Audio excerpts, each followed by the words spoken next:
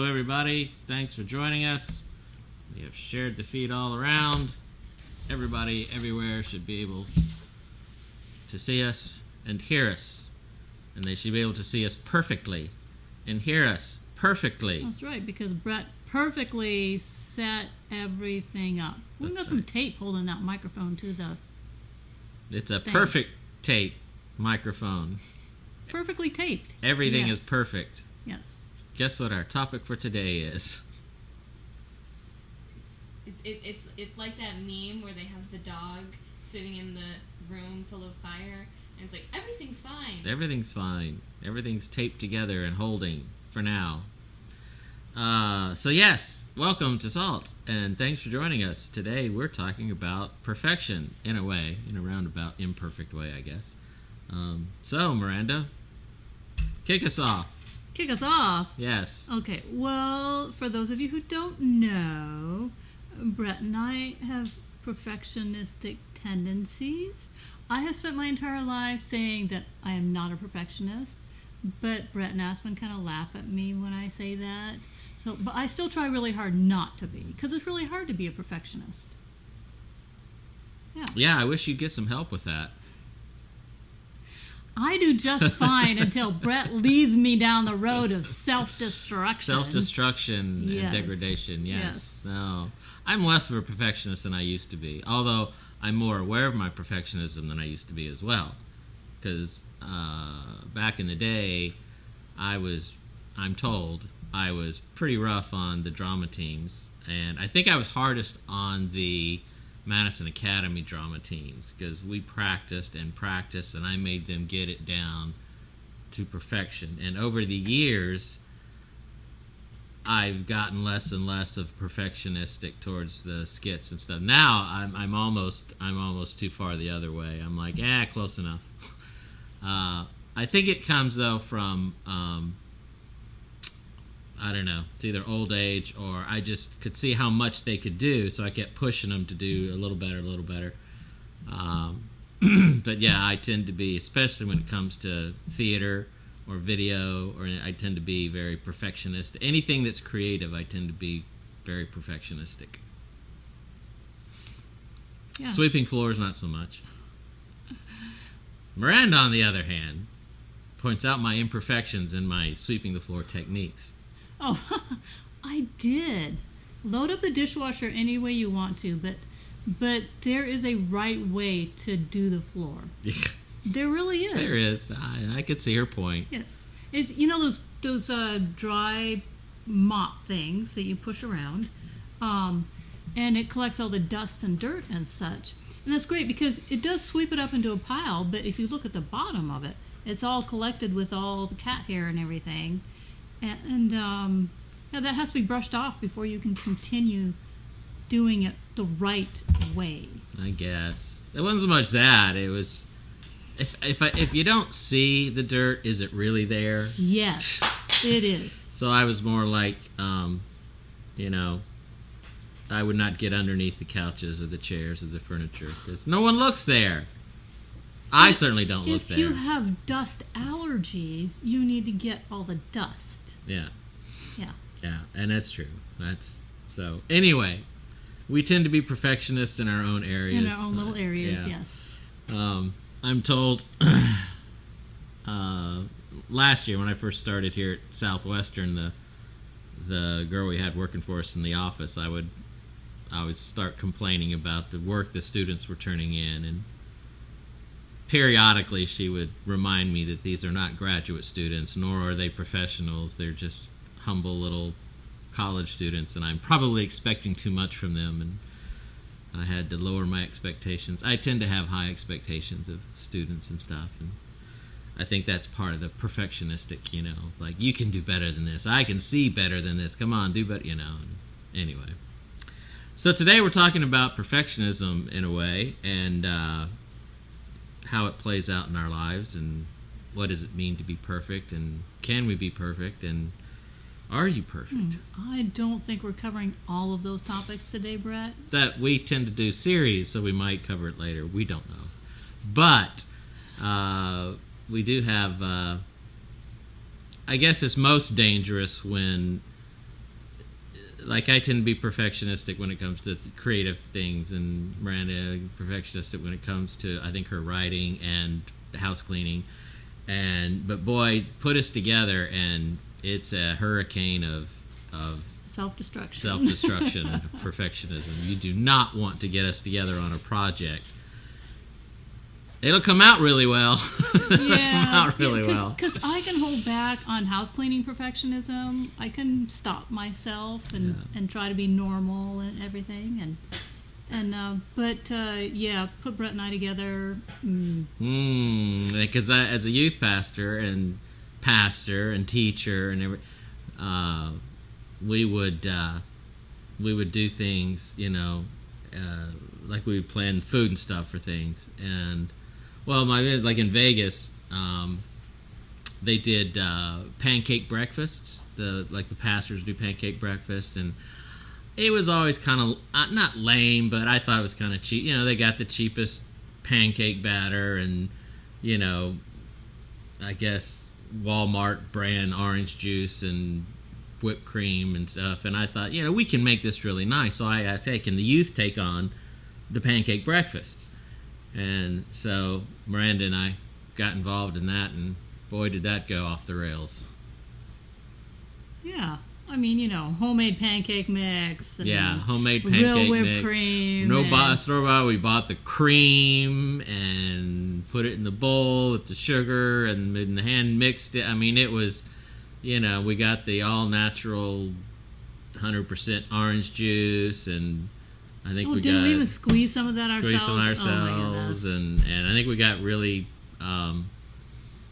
the syrup was, went from organic Mrs. Buttersworth to real maple syrup. Real maple syrup, no more log cabin, and it did make a bit of difference. No, I don't think anybody cared. But Brett, weren't you the one? You're the one who flips the pancakes. Flips them in the air. Flips in the air. Yeah, that was really. It's like at the end we did it a couple times, and I was like, no one's saying anything. No one cares. No one cares if it's Walmart orange juice or hand squeezed orange juice. No one's like, wow, this is it. So I was like, what's the point? It was so depressing. Yeah. You would think we'd have given up, but no.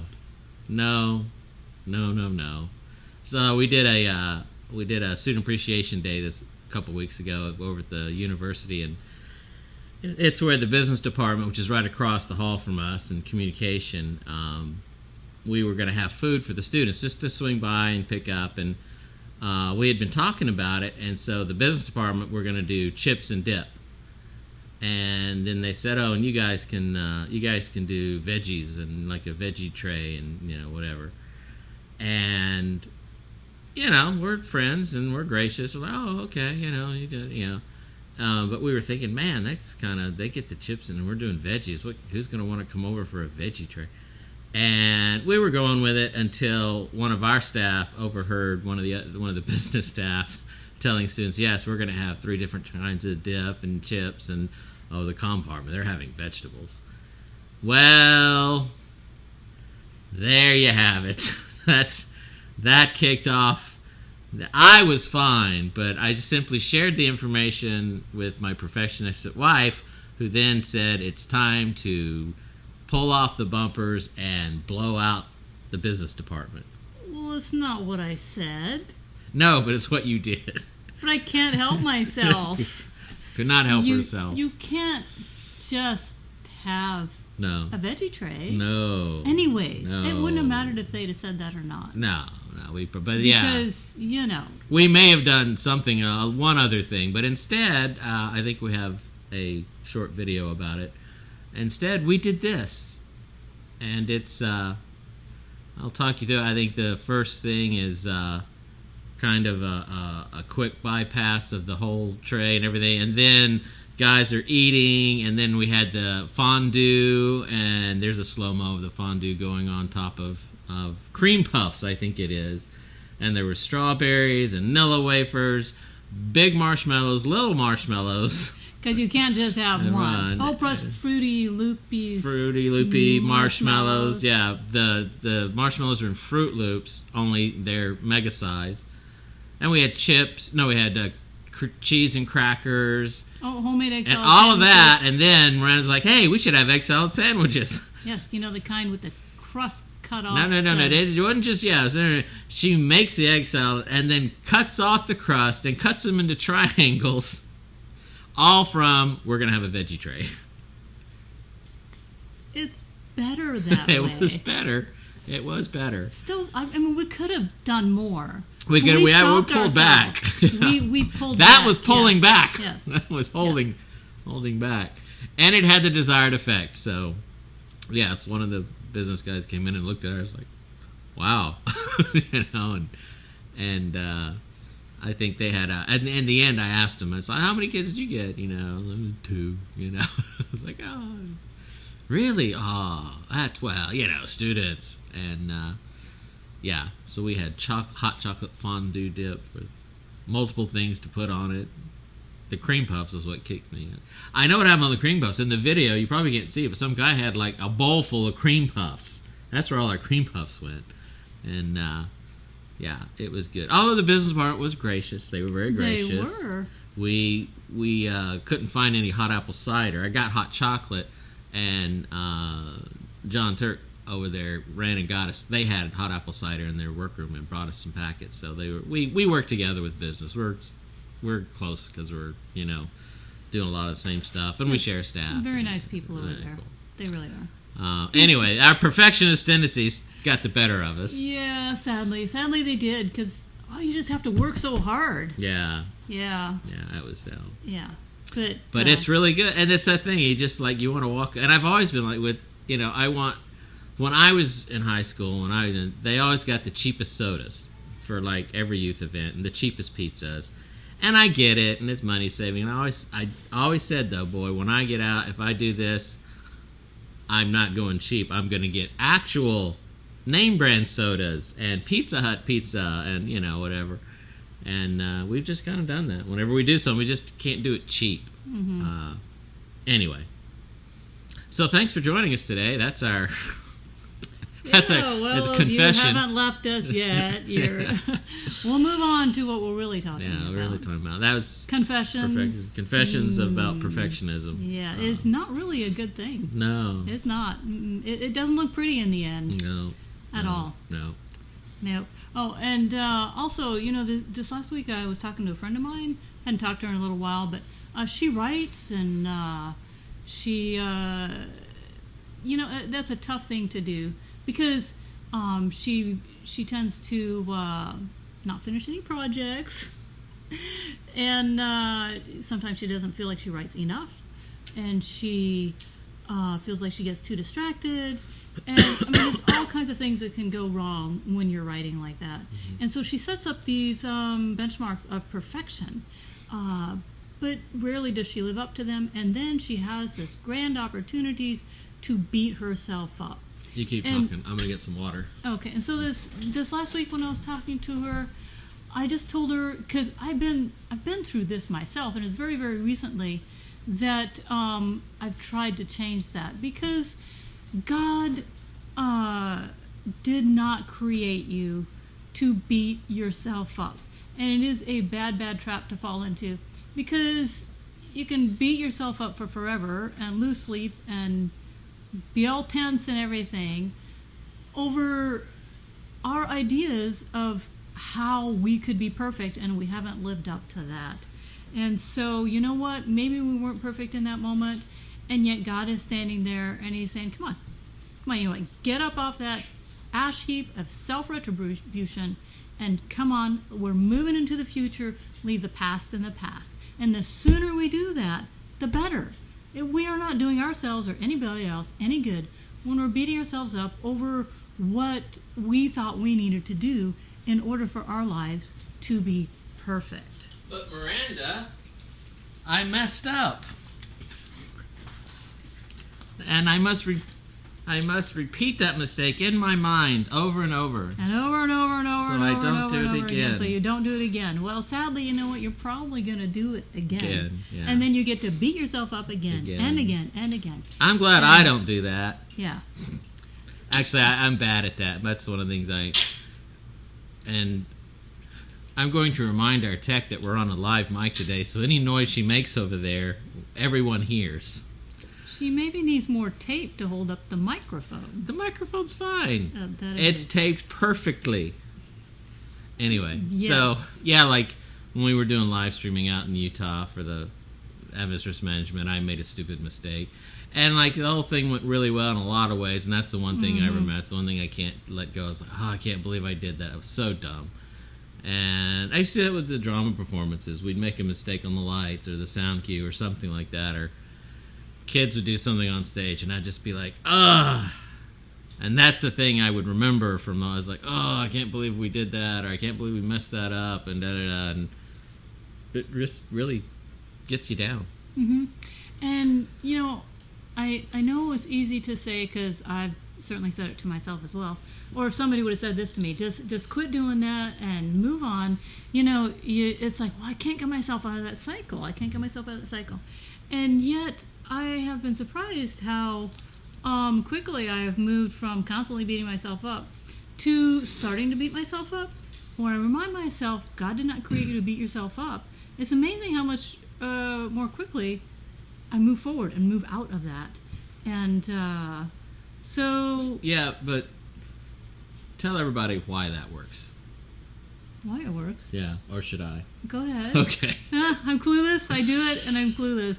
See, I'm always like, why do things work? And so, you know, and maybe you've seen these commercials. They have these great mental health commercials now on TV, and like somebody's depressed, and he's like, you know, severe depression or anything, and like things that aren't helpful, and they flash to people going, oh, so many people have it worse than you, and just snap out of it. And another's like, you just gotta keep trying until you get through it, you know. And they come back and like all these things that are not helpful to people struggling with depression. And a lot of it's because it's these trite little sayings, and it's not helpful. It's the same way with, you know, kicking yourself. It's like, you know, oh, it's not so bad. Oh, it's okay, no one remembers. Oh, you're the one that's, you know, that's not helpful. But the thing about what you tell yourself isn't a superficial, you know, get over it basic advice. It's more like, no, don't you know you're not meant for that. You're not created for that. That gets more into it's an emotional response to an emotional problem. And it gets into a heart thing where, no, God created you not to be beaten up. And that's a shift in perspective about yourself. That's why it works. Yeah, well, it's clearly the power of God at work within us, rather than us just trying to fix ourselves by beating ourselves up. I don't know why we thought that would work, but it feels good sometimes. Oddly enough, it does. For some people, get used to it. They're comfortable with it, and it makes them feel good. Oh no, like, thank you. beat me up, and it's harder to shift the idea that from I deserve this to I don't deserve this. For some people, that's a hard shift to make. Yeah, that part I can see. Yeah. So anyways, as humans in general, we sometimes go through life with ideas of what is perfect or what is not perfect. And so we judge our circumstances, we judge ourselves or others by our ideas of what we think is perfect. We judge our loved ones' sweeping techniques. Yes. All kinds of things. All kinds of things like that. But we are not gods of perfection. Only God knows what is perfect. And very likely his definition or perspective of perfection is not even close to ours. Right. What we may judge in ourselves or others or circumstances as a big blob of imperfection, he looks upon it and he smiles, because he is planning to use it to bring us into a closer relationship with him. Big pregnant pause. Yes, because it's your move next. I have to be reminded the of two worshipers skit. So we were gonna use the Bible story of the Pharisee and tax collector going into our Bible story, but there is a skit by the drama team by ACT that did this, and I picked one from Highland View Academy. It's not the best videography, but it will get the idea across. Anyway, this is Adventist Christian Theater is called Mr. Simon, and it's the illustration of the Pharisee and the tax collector.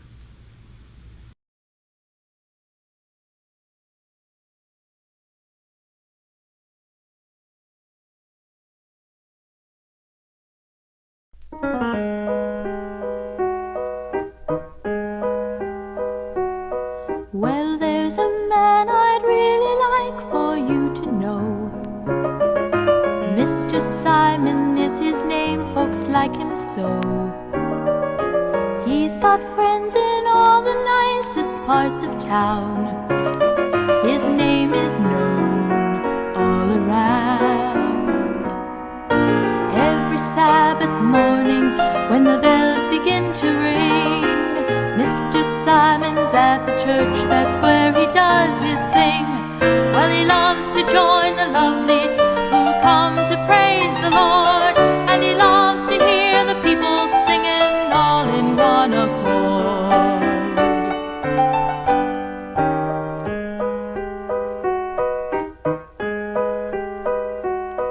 When Mr. Simon prays in church, he's always heard.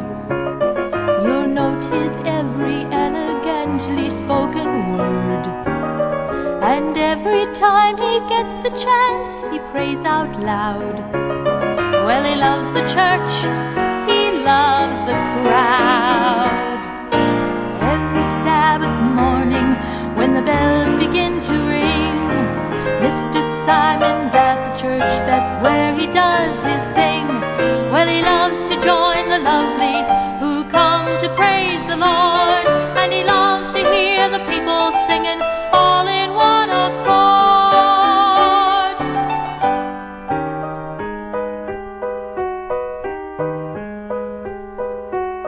While Mr. Simon's uttering his pious prayers, there's one who sits in back who seems quite unaware. You see him kneeling and you hear him softly cry, Lord, I'm no good at all. Lord, have mercy on me. Lord, I have sinned against you. Lord, have mercy on me.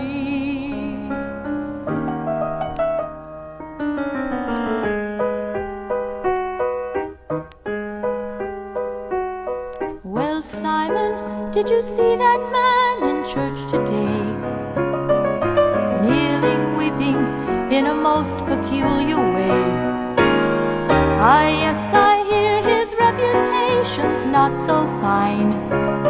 I'm glad his reputation is all in one accord.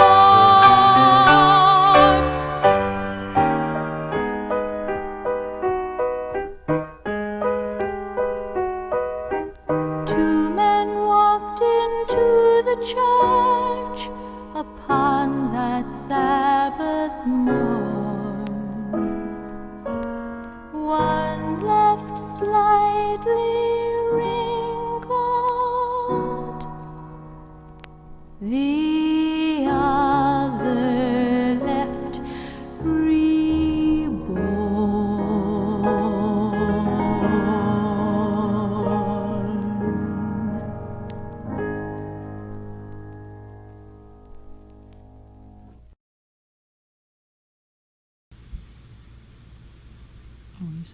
So yeah, that was called Mr. Simon. It's actually a skit we did when I was at Pisgah. That's where I learned it. Mm.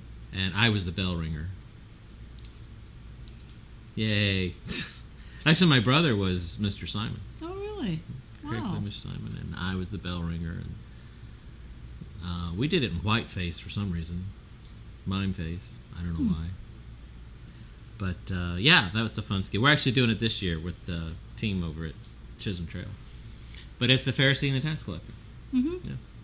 Yeah, okay, so we have the Pharisee who compares himself to others, and he points out his own perfection and the imperfection of others, and especially that tax collector over there. In the meantime, the tax collector prays, God, have mercy on me, a sinner. You know, and Jesus said that that man went home justified, and the Pharisee did not. You know, our ideas of perfection do not always line up with God's ideas. Our ideas of perfection generally include removing or changing things on the outside of us. God's ideas of perfection generally focus on changing things on the inside of us.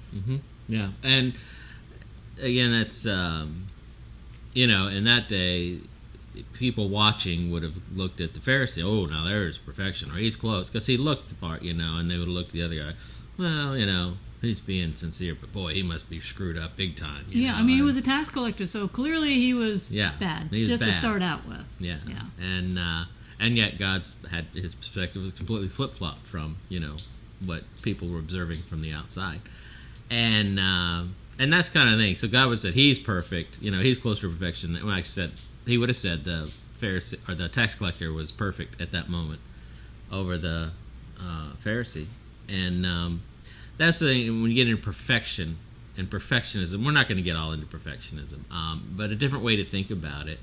And it's actually a 12-step recovery perspective as well, not just Christian, is that you are where you're supposed to be today.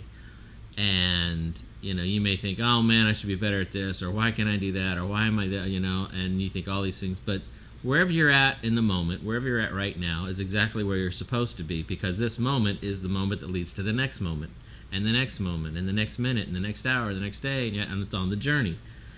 And wherever you're at in your journey, God already knew about it and planned about it before you were born. You're where you're supposed to be. Trusting God, giving the day to Him, giving your life to Him, then you're where you're supposed to be that moment. You're perfect. You're perfect that moment. It's and in a loose way, it's kind of like baking cookies. You know, you have all the different ingredients to a chocolate chip cookie, and you have the chocolate chip, and you have the sugar, which I can't have any more of, and I can't have. Well, I do get chocolate chips every now and then. You put them in my yogurt, which is yummy. Thank you. And then you have I don't bake, so things that go into chocolate chip cookies, which would be, I don't know. Oh, flour and the baking soda and salts and eggs. Salt and eggs.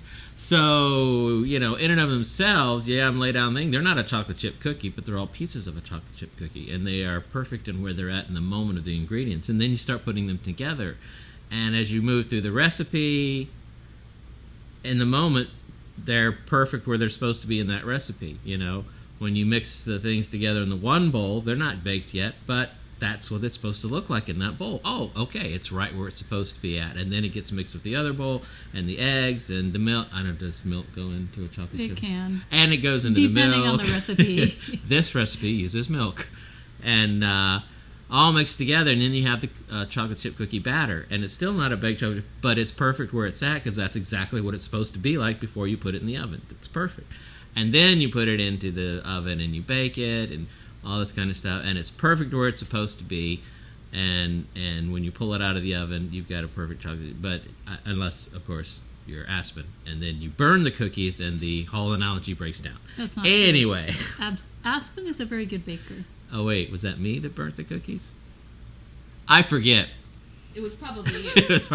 Actually, it was me. I burnt the cookies in the appreciation day that we had. One of the things we did, it was in the video, we didn't mention it, was we took our little oven over there and got some cookie dough, and we baked cookies in the office. So it would waft down the hallway, right, and invite everybody to come in and have fresh, warm cookies. Yeah, we don't go overboard. Not us. No. Although I did learn something. I baked 2 rounds of cookies, and I was like, where's my wafting thing?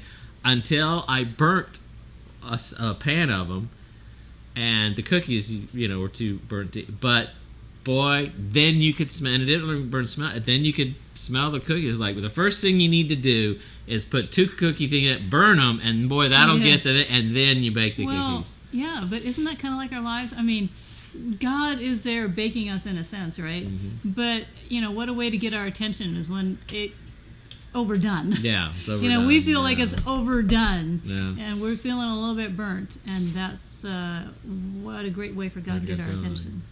So that's what we mean by where are you in the recipe of your life. Where you're at, that's where you're supposed to be. That's perfect in that moment. That's where you're, and that's how we look more about perfection, about what's going on the inside of us, rather than what's going on the outside of us. And we tend to be look on the outside, even of ourselves, and I'm so bad.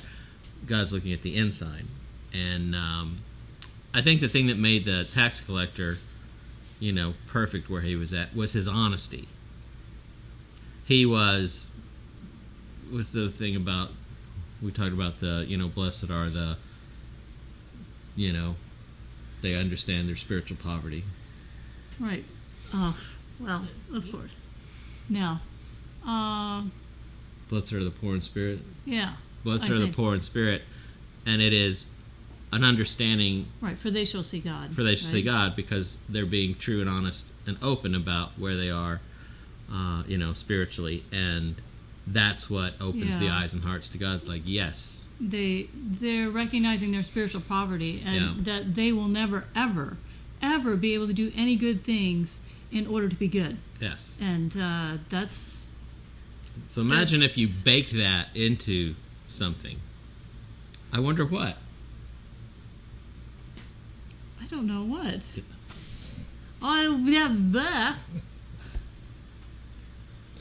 That was such a good segue. Such a good segue. You said you were covering the end here. I wonder what would happen if we baked that spiritual honesty, poverty into something, say, the Lord's Prayer. Oh, okay. We have not arrived at perfection yet here, just in case you hadn't noticed. Did you get it? Make it into something. I even used the chocolate chip cookie analogy and put it all together. Anyway. No, see, the chocolate chip cookie analogy was supposed to be mine, and hers. He took it. I took it. And he was supposed to do the end and wrap, because he's going to have to take it anyways. Yes. I'm not quite sure where he was but going it was with your idea, and I thought it was a really good right. idea. Okay. It was a really good idea. So basically, the Lord's Prayer is nothing but an illustration of humility designed to make us aware of our spiritual poverty. In the story of the two worshipers that Jesus told, the tax collector prayed, God have mercy on me, a sinner. After each phrase of the Lord's Prayer, we could say that. Because, our Father who art in heaven, just compare that to who we are. Mm-hmm. Oh my goodness, God have mercy on me, a sinner. Hallowed be thy name. Hallowed be the name of God, holy is his name. Who am I? Holy nothing. God have mercy on me, a sinner. Thy kingdom come, thy will be done on earth as it is in heaven. How often am I down here doing God's will? Mm-hmm. Oh my goodness. And so, God have mercy on me, a sinner.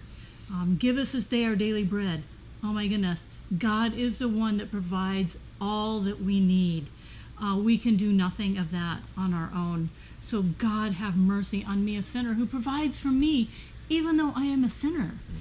Mm-hmm. Forgive us our trespasses. Oh boy, God have mercy on me, a sinner, because there are plenty of those. As we forgive those who trespass against us. Oh boy, God have mercy on me, a sinner. And lead us not into temptation, but deliver us from evil. God have mercy on me, a sinner, because we are entirely unable to deliver ourselves from evil. Mm-hmm. It is God that protects us. Mm-hmm. And so... in all sorts of ways. Yeah. And wrapping up here, I'm going to ask Aspen to please go get the cat before she unplugs our light, as she's been attacking our light cord. But I loved that. There's some randoms. I had to put that phrase at the end of the different lines of the Lord's Prayer, because it does something. It's every time, it's like a reminder of, all right, here are things in the Lord's Prayer, and I've certainly fallen short of those things. The Our Father who art in heaven, how many times have we fallen short of, acknowledging God is the loving ruler of the universe and my life? And you just go through each one, your kingdom comes is worth, thy will be done, others in heaven. Again, how often do we fail in doing God's, will every day of our lives? Obviously we fail, but God have mercy on me, a sinner, and give us today our daily bread.